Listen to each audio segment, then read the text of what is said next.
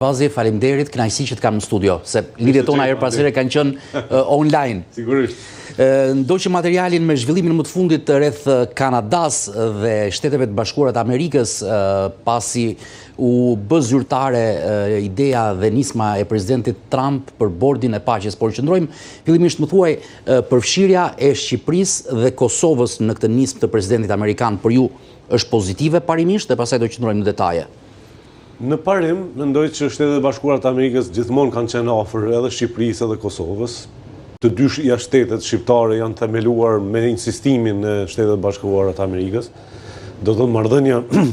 miqësore mes popullit amerikan dhe popullit shqiptar ka ekzistuar gjithmonë, falë edhe urave të bashkëpunimit, por edhe të mërgatës sonë fuqishme atje. Kështu që në parim do thoja në rregull jemi, por si themi, treqi jeton në detaje, ne jemi të dy shtetet të reja, edhe pse Shqipëria është 113 vjetë shtet, po megjithatë në diplomaci kemi një, si themi, reaktivizim të viteve të fundit, le të themi. Mangësi, kishim një 50 vjeçar të munguar në diplomacinë e Shqipërisë, Kosova ishte nën pushtimin Jugosllav, vështirë se ndodhej të krijonim mendim dhe analizë diplomatike të orientuar mbi një interes të shqiptarëve dhe nuk jemi të njohur gjithsesi edhe në këtë moment ku jemi për të rëshqitur të detajet, nuk është se kemi krijuar institute të mirëfillta për analizën e diplomacisë dhe marrëdhënieve ndërkombëtare, edhe numrat e njerëzve, profesorëve universitarë kemi të pakët në të dy anët për të gjetur dinamikën se si ne do ju përgjigjemi një situatë kaq komplekse, jashtëzakonisht komplekse. Ja do t'i ndajmë pak Kosovën edhe Shqipërinë. 24 orë mbasi zonja Osmani mori ftesën nga presidenti amerikan për t'u bërë pjesë e kësaj nisme, ishte dje në Davos, ku ishte një ndër 19 firmëtarët e parë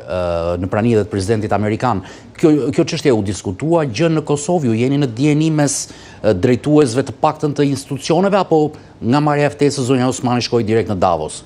Tani unë nuk dua të spekuloj, por dyshoj shumë, ish kryetari i komisionit për punë të jashtme, shumë pak, por më së thënë fare nuk janë diskutuar çështjet e orientimit, pozicionimit të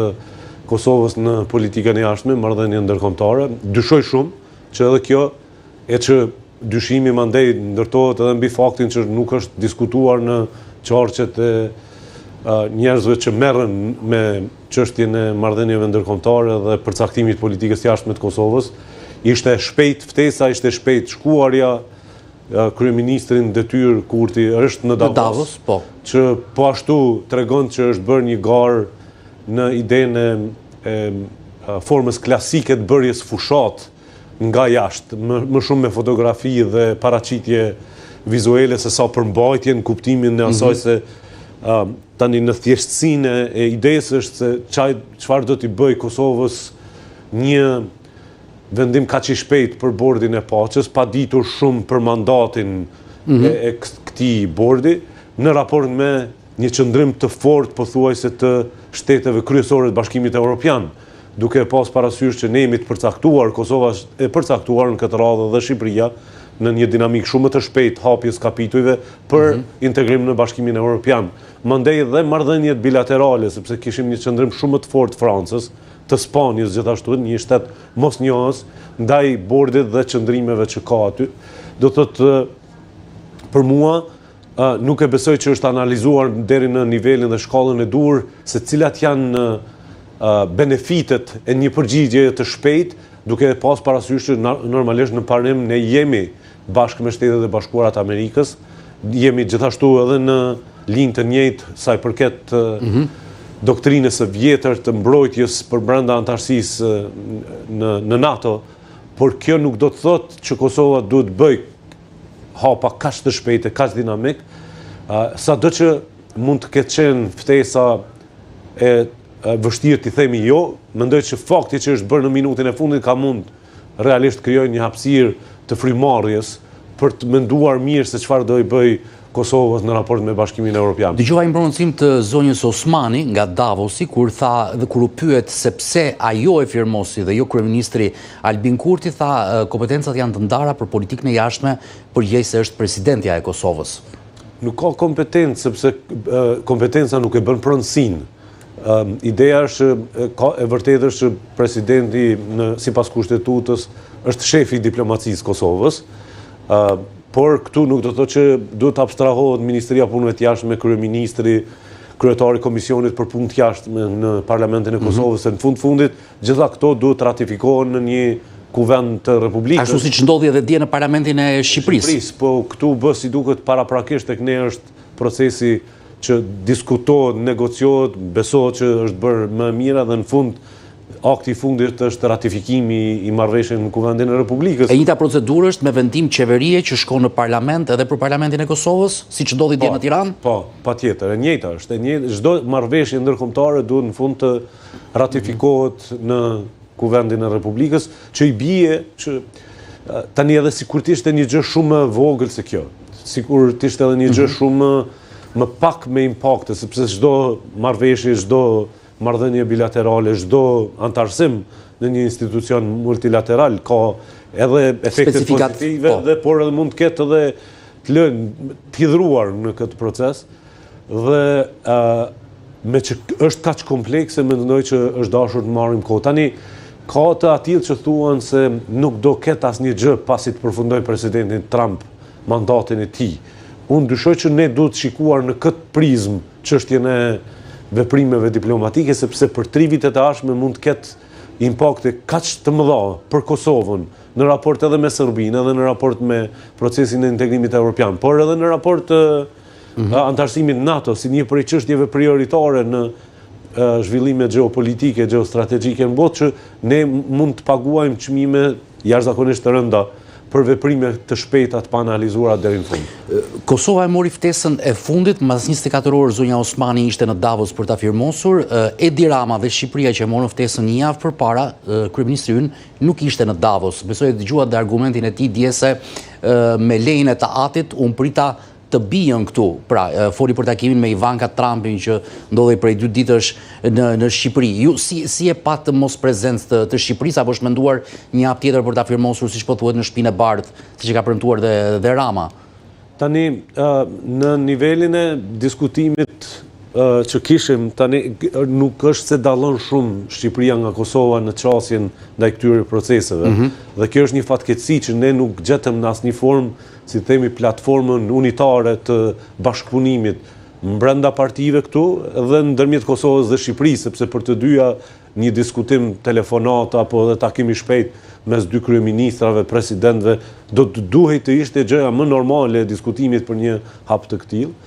Dhe këto çështja e batutave mandej është si formë, si themi, kush do e fitoj betejën, sikur më rëndësishme është se fiton Rama apo Berisha, se sa humb apo fiton Shqipëria. Njëjtën gjë edhe me Kosovën, por është një, nëse mund të quaj pa tentimin për lënduar askë, është një papjekuri, ta themi, papjekuri politike dhe diplomatike, që të mos gjejmë hapësirën për të biseduar qoftë edhe jashtë syrit kamerave për çështjet cilat janë të një rëndësie kaq të madhe. Unë mendoj që Rama do e firmos natyrisht në Shtëpinë e Bardhë, por mund të jetë edhe taktikë e vonimit për të parë reagimin e Bashkimit Evropian dhe shteteve tjera. Meqense ne si Shqipëri jemi në një stat tjetër ndryshe nga Kosova në raport me Bashkimin Evropian. Dhe unë nëse është kjo e dyta, mendoj që ka qenë mençur që të gjendet një formë, si themi, elegante eskivimit kohor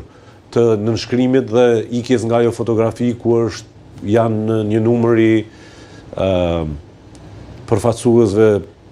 kryeministrave të shteteve që besojnë në demokracinë liberale, siç është Orban nga Hungaria dhe të tjerë, nga Azerbejxhani, por nga 27 vendet e BE-s ishte vetëm Orban, kryeministri i Hungarisë, edhe presidenti bullgar, mos gaboj, 2 vende antare të BE-s ishin atë. Nuk fol shumë për Bullgarinë, me që Bullgaria është në një, si themi, dinamik të ndryshimit të udhëhecëve politik të jashtëzakonisht shumë të shpejt. Do thotë është e parëndësishme në pozicionimin e Bullgarisë kundrejt Bashkimit Evropian, sepse aty ka një ndryshim çdo mujor të kryeministrave, presidentëve, nuk qëndrojnë qeverit në këmbë, por u diskutua për Hungarinë dhe, siç e thash, zdeshëm Urban shihet si një nga kryeministrat i cili është më së afërt me Putin dhe ka sfiduar në çdo moment politikën e jashtme të Bashkimit Evropian. Kur kemi kundërshtinë e Francës, kemi qëndrimin publik dhe kundërshtimin e Spanjës, skepticizmin e Gjermanisë, por Italia thotë që ka probleme me kushtetutën. A mendoni se ndoshta së shpejti mund të vijë edhe në një propozim që të zgjedhim ne si Shqipëri mes SBA-s në këtë nismë dhe Bashkimit Evropian, apo çështjet edhe mund të ulet dhe të qartësohen rrugës mes Amerikës dhe Europës gjithmonë? Tani, ta zënë pse nuk flitet për Sloveninë në këtë çështje. Është e afërt me Shtetet e Bashkuara të Amerikës, është anëtare e NATO-s edhe është anëtare e Bashkimit Evropian. Është një mençuri e jashtëzakonshme që të mos ju dilet kryetyrës tuive përpara, sepse mund të ndodhë një gjë e tillë duke parë, si themi, modelin e veprimit të presidentit Trump që në mënyrë jo konvencionale mund të bëjë të shtroj çështjen edhe ashtu siç po e shtroni ju, me ne ose me ata. Por mbi të gjitha unë mendoj që ne duhet të analizojmë çfarë do ndodhë sikur kjo të shkojë drejt shëmbjes së sistemit të cilin e njohim, Kombet e Bashkuara, mekanizma të tjerë. E shikoni këtë rrezik të OKB-s, sepse në fillim u tha do ta zvendësoj OKB-n, por nga komentet dhe deklaratat që presidenti amerikan bëri në Davos, tha që do të bashkëpunojmë me OKB-n. Sigurisht që është si themi, jo popullore, jo e pranueshme që të thuhet që do ta rrënojmë OKB-n. Nuk do ta thoshte askush, ose nëse dikush do ta thoshte vetë Trump, po ideja është që në fundit kjo gjë ka të bëjë me financat. Nëse OKB ka qenë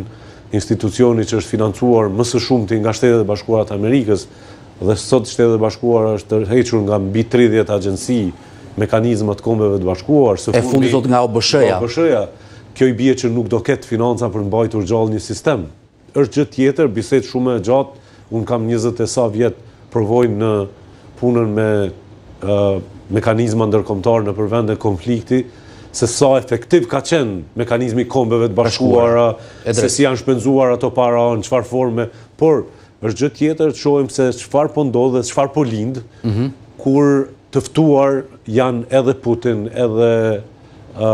Lukashenko, dhe të gjithë ata të cilët në një formë ose tjetër. Tani mundet edhe që të sfidohemi për brenda koncepteve tona të mësuara në literaturën e zgjidhjes konflikteve, marrëdhënieve ndërkombëtare, se dikur është përdorur vetëm metoda diplomatike, ose në rastet veçanta bashkëpunimi i rezolutave të Kombeve të Bashkuara